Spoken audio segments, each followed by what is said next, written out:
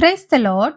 இன்றைக்கு daily dose of divine சேனல்ல ஏசாயா 19ஆம் அதிகாரம் வாசிக்க போகிறோம். இந்த அதிகாரம் எகிப்துக்கு எதிரான தீர்க்க தரிசனம் என்று அழைக்கப்படுகிறது.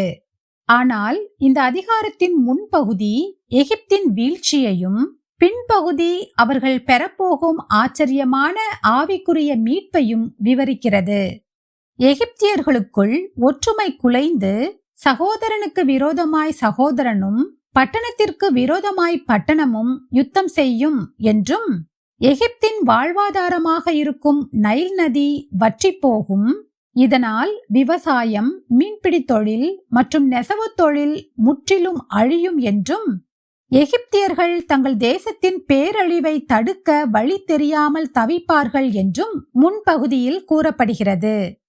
இந்த அதிகாரத்தின் பின்பகுதியில் இந்த அழிவின் செய்தி மாறி எகிப்தியர்கள் தங்கள் வேதனையில் உண்மையான தேவனை நோக்கி கூப்பிடுவார்கள். தேவன் அவர்களுக்கு ஒரு இரட்சகரை அனுப்பி அவர்களை குணமாக்குவார் என்று முடிகிறது. இந்த அதிகாரம் தேவனுடைய அன்பும் கிருபையும் எவ்வளவு பெரியது என்பதை காட்டுகிறது. இப்போது நாம் ஏசாயா 19ஆம் அதிகாரம் வாசிக்க கேட்போம். கர்த்தாவே, உம்முடைய வேதத்திலுள்ள அதிசயங்களை பார்க்கும்படிக்கு எங்கள் இருதயத்தின் கண்களை திறந்தருளும் சுவாமி. ஆமேன். ஏசாயா 19ஆம் அதிகாரம். எகிப்தின் பாரம். இதோ, கர்த்தர் வேகமான மேகத்தின் மேல் ஏறி எகிப்துக்கு வருவார். அப்பொழுது எகிப்தின் விக்கிரகங்கள் அவருக்கு முன்பாக குலுங்கும். எகிப்தின் இருதயம் தனக்குள்ளே கரைந்து போகும். சகோதரனோடே சகோதரனும், சிநேகிதனோடே சிநேகிதனும், பட்டணத்தோடே பட்டணமும், ராஜ்யத்தோடே ராஜ்யமும் யுத்தம் பண்ணும்படியாய் எகிப்தியரை எகிப்தியரோடே போர் கலக்க பண்ணுவேன். அதனால் எகிப்தியருடைய ஆவி அவர்களுக்குள் சோர்ந்து போகும். அவர்கள் ஆலோசனையை முழுகி போக பண்ணுவேன். அப்பொழுது விக்கிரகங்களையும் மந்திரவாதிகளையும் சன்னதக்காரர்களையும் குறி சொல்லுகிறவர்களையும் தேடுவார்கள். நான் எகிப்தியரை கடினமான அதிபதியின் கையில் ஒப்பிப்பேன். கடூரமான ராஜா அவர்களை ஆளுவான் என்று சேனைகளின் கர்த்தராகிய ஆண்டவர் சொல்லுகிறார்.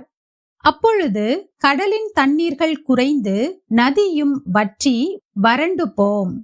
ஆறுகளை திருப்பி விடுவார்கள். அரணிப்பான அகழிகள் வெறுமையாகி வறண்டு போம். கொருக்கையும் நாணலும் வாடும். நதியோரத்திலும் நதி முகத்திலும் இருக்கிற மடலுள்ள செடிகளும் நதியருகே விதைக்கப்பட்ட யாவும் உலர்ந்து போம். அது பறக்கடிக்கப்பட்டு இல்லாதே போம். மீன் பிடிக்கிறவர்கள் பெருமூச்சு விடுவார்கள். நதியிலே தூண்டில் போடுகிற யாவரும் துக்கிப்பார்கள். தண்ணீர்களின் மேல் வலைகளை வீசுகிறவர்கள் சலித்து போவார்கள். மெல்லிய சணலை பக்குவப்படுத்துகிறவர்களும் சல்லாக்களை நெய்கிறவர்களும் நாணுவார்கள். மீன் வளர்க்கிற குளங்களை கூலிக்கு அணை கட்டுகிற அனைவருடைய அணைக்கட்டுகளும் உடைந்து போம். சோவான் பட்டணத்தின் பிரபுக்களானவர்கள் மூடர்கள். பார்வோனுடைய ஞானமுள்ள ஆலோசனைக்காரரின் ஆலோசனை மதியீனமாயிற்று. நான் ஞானிகளின் புத்திரன், நான் பூர்வ ராஜாக்களின் குமாரன் என்று பார்வோனுடனே எப்படி சொல்லுகிறீர்கள்? அவர்கள் எங்கே? உன் ஞானிகள் எங்கே? சேனைகளின் கர்த்தர் எகிப்தை குறித்து பண்ணின யோசனையை அவர்கள் உனக்கு தெரிவிக்கட்டும், அல்லது தாங்களே அறிந்து கொள்ளட்டும். சோவான் பிரபுக்கள் மூடரானார்கள். நோப்பின் பிரபுக்கள் மோசம் போனார்கள். எகிப்தையும் அதன் கோத்திர தலைவரையும் வழி தப்ப பண்ணுகிறார்கள். கர்த்தர் அதன் நடுவில் தாறுமாறுகளின் ஆவியை வரப்பண்ணினார். ஆனது கொண்டு வெறியன் வாந்தி பண்ணி தள்ளாடி திரிகிறது போல அவர்கள் எகிப்தை அதன் எல்லா செய்கையிலும் தள்ளாடி திரிய பண்ணுகிறார்கள். எகிப்தில் தலையாகிலும் வாலாகிலும் கிளையாகிலும் நாணலாகிலும் செய்யும் வேலை ஒன்றுமிராது. அக்காலத்திலே எகிப்தியர் பெண்டுகளைப் போலிருந்து சேனைகளின் கர்த்தர் தங்கள் மேல் அசைக்கும் கை அசைவினாலே அஞ்சி நடுங்குவார்கள். சேனைகளின் கர்த்தர் அவர்களுக்கு விரோதமாக நிர்ணயித்து கொண்ட ஆலோசனையின் நிமித்தம் யூதாவின் தேசம் எகிப்தியருக்கு பயங்கரமாயிருக்கும். தனக்குள் அதை நினைக்கிறவன் அவனும் திடுக்கிடுவான். அக்காலத்திலே எகிப்து தேசத்தில் இருக்கும் 5 பட்டணங்கள் கானான் பாஷையை பேசி சேனைகளின் கர்த்தரை முன்னிட்டு ஆணையிடும்.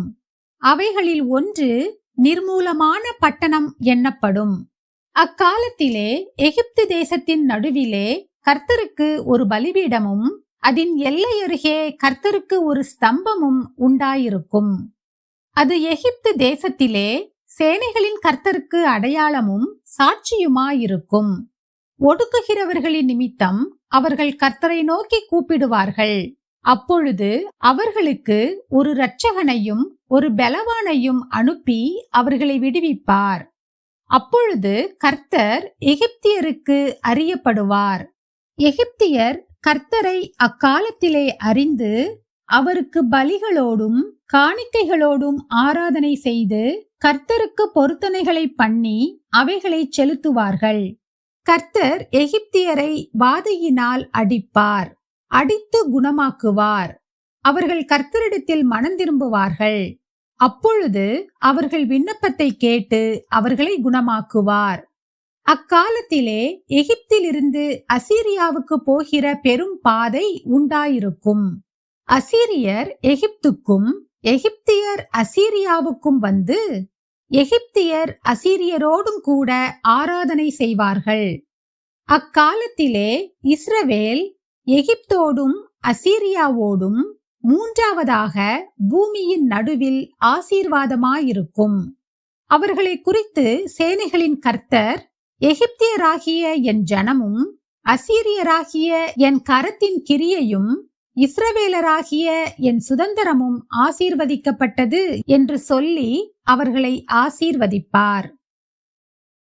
தேவன் என்னை திருத்தும் போது அதை அவரது அன்பின் செயலாக ஏற்றுக்கொள்கிறேனா? நாம் ஜெபிப்போம். அன்பின் பரலோக பிதாவே, இந்த அருமையான காலை வேளையை தந்ததற்காக உமக்கு நன்றி ஏசப்பா. உம்முடைய சித்தத்திற்கேற்ப எங்களை வழி நடத்த எங்களை தாழ்த்தி உமது பாதப்படியில் எங்களை ஒப்புக் கொடுக்கிறோம் அப்பா.